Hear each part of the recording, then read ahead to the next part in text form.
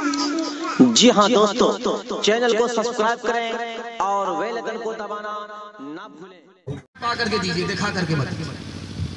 जो भी देना, आप बाप है, आपको अल्लाह ने जो हैसियत दिया है दीजिए बेटी को। मैं मना नहीं करता हूँ, लेकिन छुपा करके दीजिए, दिखा करके मत दीजिए। जानते हैं कितना बड़ा नुकसान है। आप जब दिखा करके देते हैं तो ये बिजली बन करके गरीब की बेटी के ऊपर गिरती है। आपकी बच्ची का तो मसला हल हो जाता है। उस गरीब की बेटी को अपनी जवानी बाप के दहलीज पर गाड़ देना पड़ेगा। तीसरी बात आपके सामने रखने के लिए जा रहा हूं।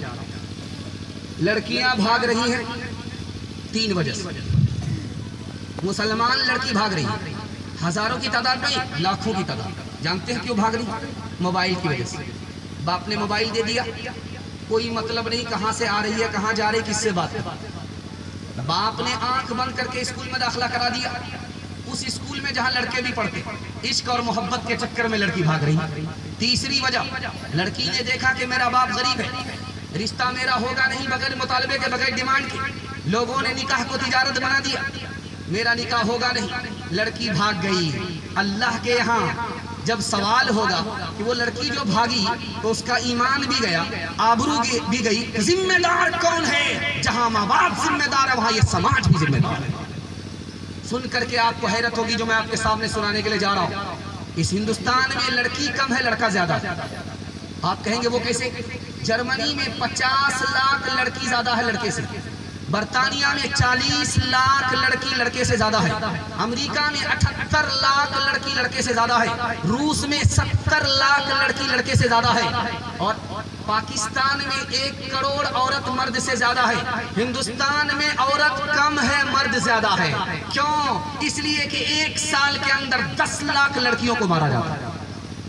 आप कहेंगे भाई नजर तो आता नहीं है, मैं दिखाने के लिए जा रहा हूँ। अल्ट्रासाउंड मशीन में जैसे ही पता चला कि पेट में बेटा नहीं है बेटी है, गिरा दिया जाता है। जब उसकी गिनती की जाती है तो 1 साल में 10 लाख लड़कियों को मार दिया गया।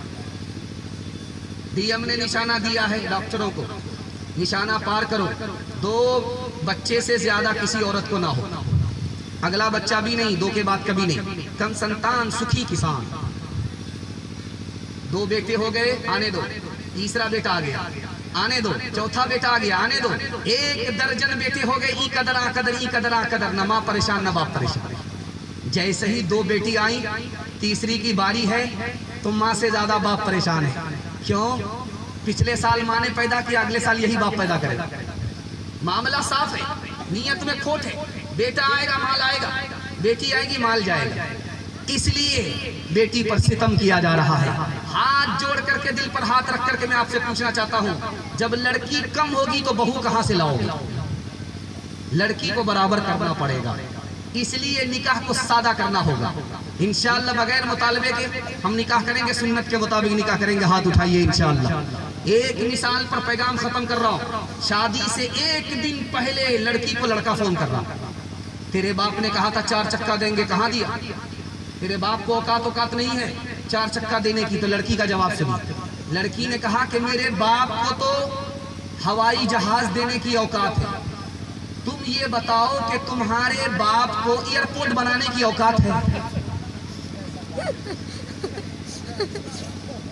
एक बात मैं आपके सामने रखने के लिए जा रहा हूं, इसको बहुत ध्यान सुनिएगा। कुछ याद रहे या ना रहे, इसको याद रखिएगा। शादी के मौके से बेटा के बाप से पूछा जाता है, कोई मुतालबा तो नहीं आपका? तो ये चित भी हासिल करना चाहता है, पट भी हासिल करना चाहता है, बहुत हिसाब से वकालत करता है। सुप्रीम कोर्ट का वकील भी इसके सामने फेल। ये क्या कहता है? मेरा कोई डिमांड नहीं है, आप तो मालदार आदमी है, 4 चक्का देंगे तो इसमें बेटी दामाद ही आपकी आएंगे और जाएंगे। सामान अगर डबल देंगे तो एक में आराम आपका दामाद करेगा, एक में आराम आपकी बेटी करेगी। क्या फर्क पड़ता है? भैंस देंगे, बच्चे वाली भैंस देंगे तो दूध उसका इस्तेमाल आपका दामाद करेगा, आपकी बेटी करेगी। इंसाफ से बताइए, ये गाड़ी मिली किसको? ये सामान मिला किसको? बेटी दामाद को। ये भैंस मिली किसको? बेटी दामाद को। इस बानर बाप को क्या मिला? नाना की हुंडी। ये दूसरे की दुनिया बना रहा, अपनी आखिरत बर्बाद कर रहा। एक बाप ठग करके जा रहा था दुनिया को। अच्छा, इसका नकद देख लीजिए असर। जिस बाप ने डिमांड पर शादी किया उसका बेटा बिक गया, बाप के एहसान को भूल जाता, माँ के एहसान को भूल जाता, कुर्बान हो जाता है ससुराल पर, क्योंकि ससुर ने खरीदा है बेटी के लिए, तो गुलाम किसका रहेगा? माँ बाप का नहीं रहेगा, हाथ से निकल जाएगा। इसलिए इतना बड़ा सितम मत कीजिए, इतना बड़ा सितम मत कीजिए। अगर अपने बेटे को अपने हाथ में रखना है तो ससुराल वाले पर एहसान कीजिए, लड़की वाले पर एहसान कीजिए, लड़की वाले का एहसान मत लीजिए। ये तजर्बा है, अगर लड़की वाले का एहसान आपने लिया तो जिंदगी भर उनकी गुलामी करनी पड़ेगी। आप गुलामी से निकलना है, बादशाह बनना है, रास्ता आसान है। शादी पर निकाह कीजिए, फ्री में शादी कीजिए, सादगी के साथ कीजिए। हाथ उठाइए इंशाअल्लाह, बिल्कुल सही जाए। तो बूढ़े चरागों का उजाला न चला जाए, उजाला न चला जाए, तो बूढ़े चरागों का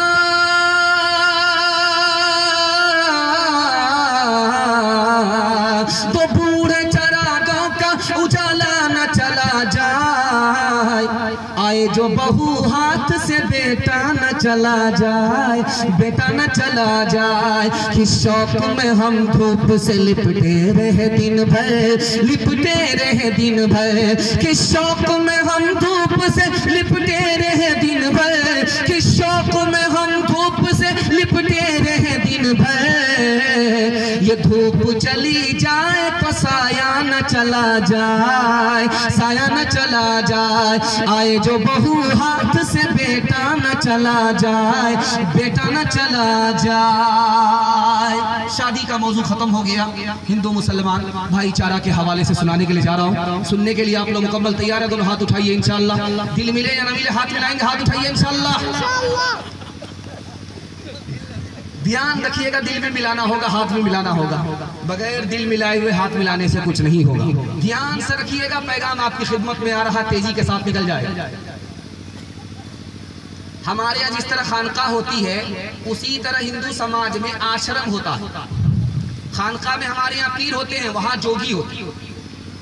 राजा भेष बदल करके आ रहा है, अजनबी बन करके आ रहा है, आश्रम में आता है ये देखने के लिए कि आश्रम के लोग इंसानियत रखते हैं कि नहीं, अखलाक रखते हैं कि नहीं, मेहमान नवाजी करते हैं कि नहीं करते।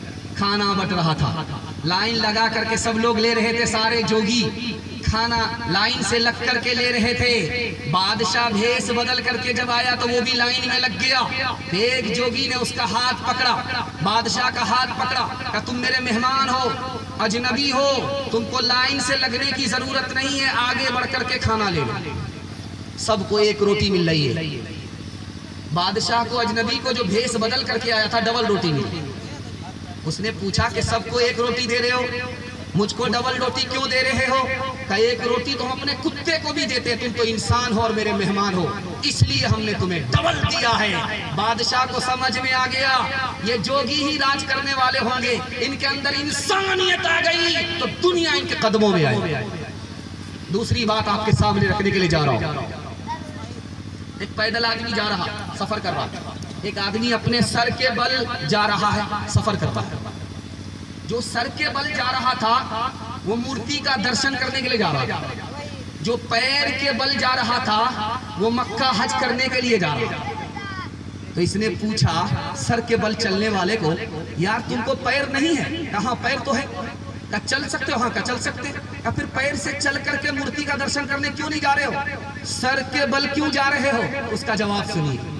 उसने कहा कि जब से मैंने उस मूर्ति को जान दिया है, उसकी अकीदत में सर के बल चल करके आता हूं, पैर से चल करके नहीं आता। तीसरा नमूना आपकी खिदमत में आ रहा, बहुत ध्यान से सुनिएगा। बरहमन था, नवाब था, पैसे वाला था, सब कुछ खत्म हो गया। उसका दोस्त आकर के पूछता कैसे हो, क्या हाल है? कहा मैं बहुत अच्छा हूँ। कहा तुम झूठ बोलते हो, कल तक तुम बहुत अच्छे थे, मालदार थे, तुम्हारा तो सब कुछ खत्म हो गया, तुम कैसे कहते हो मैं अच्छा हूँ? उसका जवाब सुनिए। ख्वाजा निजामुद्दीन औलिया अल्लाह रहमतुल्लाह अलैह लिखते हैं, ये लोग धर्म के कितने पक्के होते हैं, इसलिए इनका हर काम पक्का होता चला जाता है। कहा कि मेरा सब कुछ चला गया, मैं मानता हूं, लेकिन मेरी दुनिया गई है, मेरा दीन धर्म अभी बाकी है, तो मेरा कुछ भी नहीं गया है, सब कुछ बाकी है। ध्यान से सुनिएगा। मुरारजी भाई देसाई इस हिंदुस्तान के वजीर आजम थे, सोमनाथ के ट्रस्टी थे। देखा कि मंदिर है, देखा कि मस्जिद है, मंदिर आबाद है, मस्जिद वीरान है। तो सोमनाथ के ट्रस्टी मुरारजी भाई देसाई मुसलमानों से मुखातब हुए कि देखो भाई, तुम्हारी मस्जिद वीरान है, मैं इसको पसंद नहीं करता। मंदिर आबाद है, मैं इसको पसंद करता हूँ। मस्जिद वीरान है, मैं इसको पसंद नहीं करता हूँ। तुम मुझे एक इमाम दो, मुझे एक मुअज्जिन दो, मैं अपनी जेब से तनख्वाह दूंगा। मैं नहीं चाहता हूँ कि हिंदुस्तान गंगा जबनी तहजीब में मंदिर तो आबाद रहे, मस्जिद वीरान हो। राम जी हम लोग बोलते हैं। राम जी संस्कृत की जबान में कितना मशहूर नाम है, मैं आपके सामने उनकी एक तारीख रखने के लिए जा रहा हूँ। ध्यान से सुनिएगा। राम जी राजा के सपूत थे और बाप के बाद कुर्सी पर हुकूमत करने के लिए बैठना चाहते थे। झगड़ा हो गया घर में। राम जी ने कहा कि मैं झगड़े को खत्म करूंगा, झगड़े को बाकी नहीं रखूंगा। कुर्सी मैं छोड़ता हूं, वनवास लेता हूं, सिर्फ इसलिए कि मेरे घर का झगड़ा खत्म हो जाए, घर का झगड़ा बाकी ना रहे। क्योंकि जिस घर में झगड़ा होगा वो हुकूमत कैसे करेगा, उसको तरक्की कैसे होगी। झगड़े को खत्म करने के लिए राम जी ने वनवास लिया। जिसने कुर्सी पर बैठकर हुकूमत किया, लोग उसका नाम भूल गए। जिसने जंग को छोड़ा, झगड़े को खत्म किया, दूसरे को कुर्सी पर बैठाया, उसका नाम इतना रोशन हुआ कि बच्चा बच्चा जानता है। तीसरा नमूना आपकी खिदमत में लेकर के आ रहा हूं। पूरे हिंदुस्तान में सिर्फ 3 समाज को तरक्की है। मरवाड़ी तरक्की कर रहे हैं, गुज्जर तरक्की कर रहे हैं, महता तरक्की कर रहे हैं, मुसलमान उसमें तरक्की नहीं कर रहा। लेकिन जानते हैं राज क्या है? भाई मरवाड़ी क्यों तरक्की कर रहे हैं? चोरी डकैती नहीं करते। गुज्जर तरक्की क्यों कर रहे हैं? चोरी डकैती नहीं है। महता तरक्की क्यों कर रहे हैं? चोरी डकैती नहीं है। 2 खूबी है उसमें, जो नीचे गिरता है सब लोग मिल करके उसको संभालते।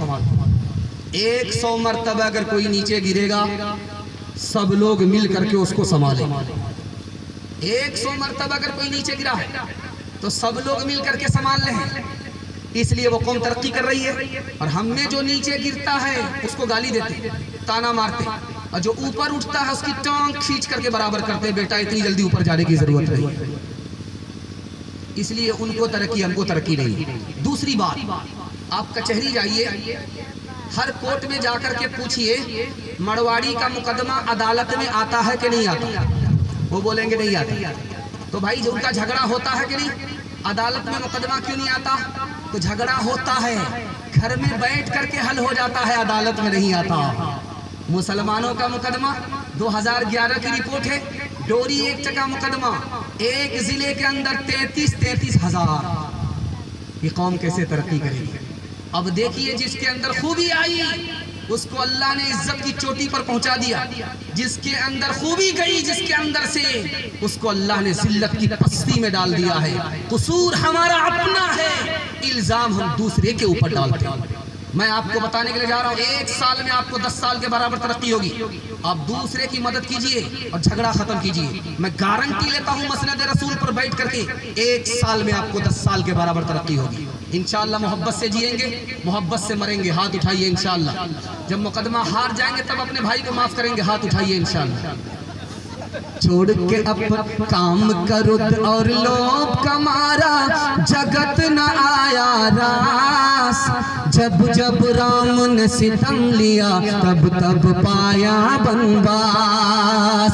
काम करो और लोभ कमारा, जगत न आया रास। जब जब राम ने सितम लिया, तब तब पाया बनवास। छोड़ के अपने महल तो महले, जंगल जंगल फिरना, औरों के सुख चैन की खातिर हर संकट में घिरना। छोड़ के अपने महल तो महले, जंगल जंगल फिरना, औरों के सुख चैन की खातिर हर संकट में घिरना। है यही राम के लेख की रेखा, आ गया अब विश्वास। जब जब राम ने सितम लिया, तब तब पाया बनवास। ध्यान रखिएगा, एक खास बात, हिंदू मुसलमान भाईचारा को आप एक एक घर के अंदर में दिखाने के लिए जा रहा हूं। आप जाइए अजमेर, अजमेर की जामे मस्जिद को देखिए आप। वो जो मस्जिद बनी है, मस्जिद के नक्शे से नहीं बनी है, जैन मंदिर के नक्शे से बनी है। मस्जिद मुसलमान बना रहा है, नक्शा मंदिर का ले रहा है। कितना बढ़िया भाईचारा था, कितना खूबसूरत भाईचारा था। जोधपुर जाइए आप राजस्थान, उसमें एक मंदिर है, वो मंदिर बना था 1439 ईस्वी में। वो मंदिर आज भी मौजूद है, उसको जा करके देख करके आइए। मुसलमानों ने मंदिर नहीं बनाया, गैर मुस्लिमों ने बनाया, लेकिन उसमें नक्शा मस्जिद का है। मस्जिद को मुसलमान जिस तरह मोहब्बत से देखता था, उसी तरह गैर मुस्लिम मोहब्बत को अजमत की निगाह से देखते थे। ये झगड़ा कहां से हुआ, ये राज मैं आपके सामने रखने के लिए जा रहा हूं, ध्यान से इसको सुनिएगा। 1906 ईस्वी के अंदर अंग्रेज ने हिंदू मुसलमान की दो जमात बनाई, दो पार्टी बनाई। एक पार्टी का नाम रखा हिंदू महासभा, दूसरी पार्टी का नाम रखा मुस्लिम लीग। मुसलमानों ने सोचा कि ये मेरी पार्टी है, हिंदुओं ने सोचा कि वो मेरी पार्टी है। दरअसल बंदरों को दो बिल्लियों को लड़ाना था, कौम के नाम पर हिंदू को मुसलमान से लड़ाना था। ध्यान से सुनिएगा। 1903 ईस्वी के अंदर 1903 ईस्वी के अंदर अंग्रेज ने बंगाल को तकसीम किया। जब अंग्रेज से पूछा गया तुम बंगाल को तकसीम क्यों कर रहे हो, तो उसने कहा कि मुसलमान के लिए तकसीम कर रहे हैं ताकि मुसलमान की तादाद यहाँ ज्यादा हो। तादाद के नाम पर हिंदू को मुसलमान से अंग्रेज ने लड़ाया, मुसलमान को हिंदू से लड़ाया। तीसरी बात को याद रखिए, 1900 ईस्वी के अंदर अंग्रेज ने अदालत के अंदर एक हुक्म जारी किया कि हिंदी में दरखास्त कबूल होगी, उर्दू में कबूल नहीं होगी। जबान के नाम पर पहली जंग हिंदू की मुसलमान से, मुसलमान की हिंदू से किसने कराई? 1900 ईस्वी के अंदर अंग्रेज ने। अब मैं सुन करके हैरत होगी जो मताला मैं आपकी खिदमत में लेकर के आ रहा हूँ। संस्कृत जबान यहाँ की जबान है, सरकारी जबान नहीं है, लेकिन पूरी दुनिया में किसने मशहूर किया? किसी हिंदू समाज ने नहीं, बल्कि मुसलमान बादशाह ने। उस मुसलमान बादशाह का नाम क्या था? खलीफा अबू जाफर मंसूर। पूरी दुनिया में हिंदी संस्कृत जबान को पूरी दुनिया में जिसने मशहूर किया वो कौन था? मुसलमान था, उसका नाम था खलीफा अबू जाफर मंसूर। दूसरी बात, पूरे हिंदुस्तान में जहां भी आप मुसलमानों को देखेंगे वो फारसी नहीं बोलते, अरबी नहीं बोलते हैं, उर्दू बोलते, हिंदी बोलते। और जब मुसलमान आया था हिंदुस्तान में तो कौन सी जबान थी? फारसी थी। मुसलमानों ने बाहर की जबान को छोड़ दिया, मुल्क की जबान हिंदी और अंग्रेजी को पकड़ लिया, हिंदी और उर्दू को पकड़ लिया। इससे बढ़कर के और वफादारी क्या हो सकती? 2-3 मिसाल दे रहा हूँ। अमीर खुसरू को याद रखिए, मुसलमान हैं लेकिन हिंदी जबान के शायर हैं। मुसलमानों ने जबान से नफरत नहीं किया, हिंदुओं ने जबान से नफरत नहीं किया, भाईचारा की मिसाल कायम किया। उसी भाईचारे के लिए कबूलियत की घड़ी में हम दुआ करते हैं, अल्लाह उस हिंदुस्तान की बहार को वापस फरमाए। ध्यान से सुनिएगा। मुसलमान के घर में औरतें बोलती हैं, जब कौवा छप्पर पर बोलता है तो क्या कहती हैं कि इधर से दामाद आने वाला, मुर्गा में चूना लगाएगा। पूरब की तरफ से बोल रहा है, दामाद इधर से आएगा। पश्चिम की तरफ से अगर कौवा बोले तो औरतें कहती हैं कि इधर से समधी आने वाले। जानते हैं ये ख्याल मुसलमान के घर में कहां से आया? गैर मुस्लिमों के घर से आया।